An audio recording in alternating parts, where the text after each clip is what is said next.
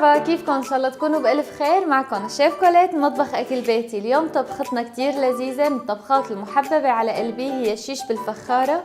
هي من أصل تركي بس اشتهرت كتير بالأردن وبسوريا وبفلسطين. رح نقدم لكم إياها اليوم من مطبخ أكل بيتي. ما تنسوا إذا ما انكم فاعلين زر الجرس ومشتركين بالقناة تشتركوا هلا وتفعلوا زر الجرس، وكمان تقولوا لنا بالكومنتات شو رأيكم بطبخاتنا وشو الطبخات يلي بتحبوا نعمل لكم إياها. مقادير طبقنا لليوم هن: عندي 4 حبات من البطاطا المقلية مقطعة على أصابع ومقلية، عندنا ربع كيلو من صدر الدجاج كمان مقطع لمكعبات، نص حبة بصل، 200 جرام من القشقوان المبروش. بدي استخدم مع لقلي الدجاج اللي عندي الزيت، وفي عندي تشكيلة البهارات اللي هي البابريكا، الهيل والزنجبيل، الملح، البهار المشكل والكاري والكزبرة والفلفل. في عنا لصوص البشاميل بدنا نستعمله نص لتر من الحليب وتقريبا 100 جرام من الزبدة ومكعب من مرقة الدجاج. خلونا هلا نطبق طبختنا. أول شي بدي أحط الزيت لقلي صدور الدجاج،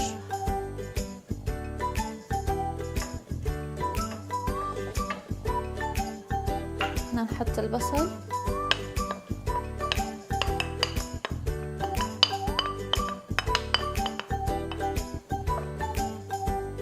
استنى بس دقيقة لبين ما يدبل البصل عندي، بعدين نضيف صدور الدجاج.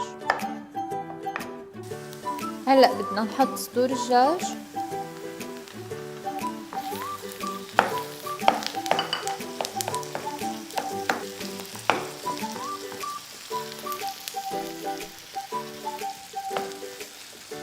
بدي احط بس عليهم حاليا الملح لبين ما هن يطالعوا المي اللي بقلبهم.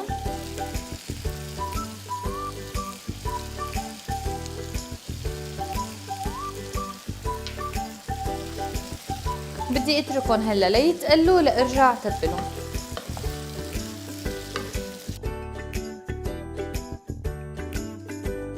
هلا استوى صدر الدجاج عندي، راحت المي كلها من عليه، بدنا نبلش نحط له البهارات.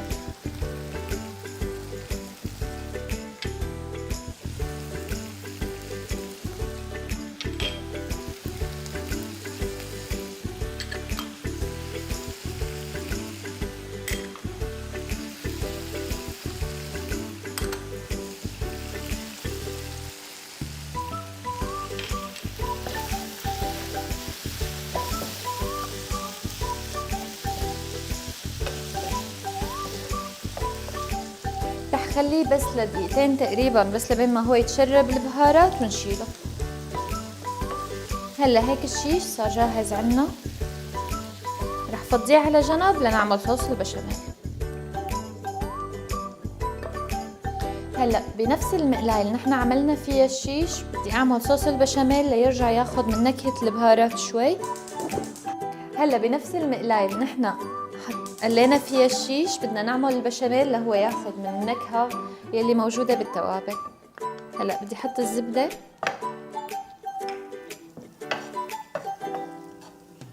هلا بالاضافة للزبدة والحليب بدنا نضيف بس معلقة طحين،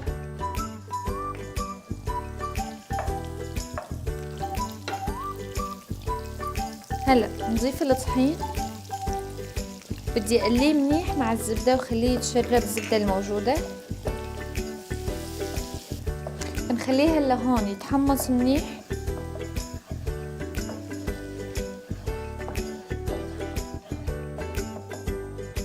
هلا بدي بلش احط الحليب شوي شوي والتحريك يكون مستمر.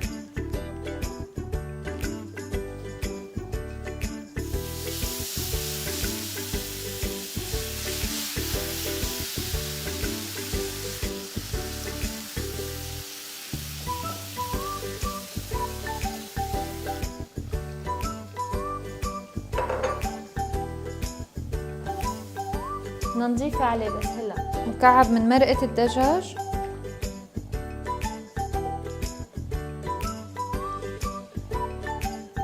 وبدي ضل حرك لهو ما يلزق معي او يحترق من سفله، ولبين ما اوصل للقوام اللي انا بدي اياه.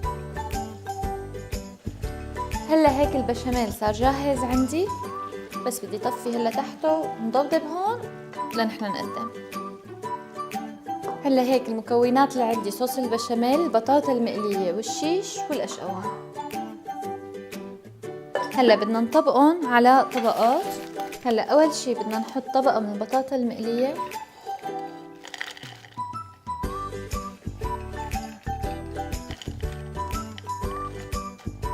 بدي احط عليها طبقة من الشيش،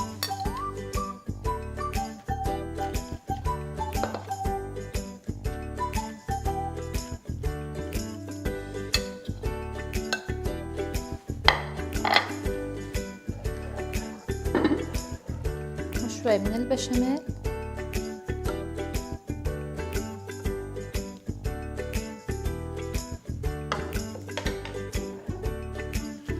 وبعدين الجبنة.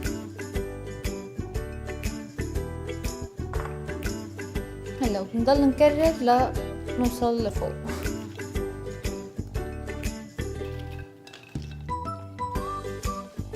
وما تنسوا مثل هدول الطبخات واكتر بتلاقوهم باكل بيتي.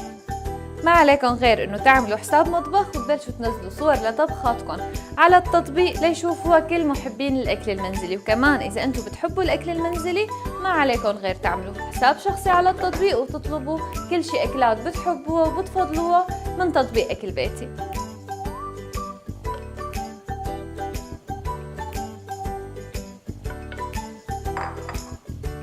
هلا لما تطلع معي الطبقة الفوقانية كتير مقرمشة او هيك مشان تضل عم تشط الجبنة معي، بدي غطيها وفيني انا دخلها على الفرن.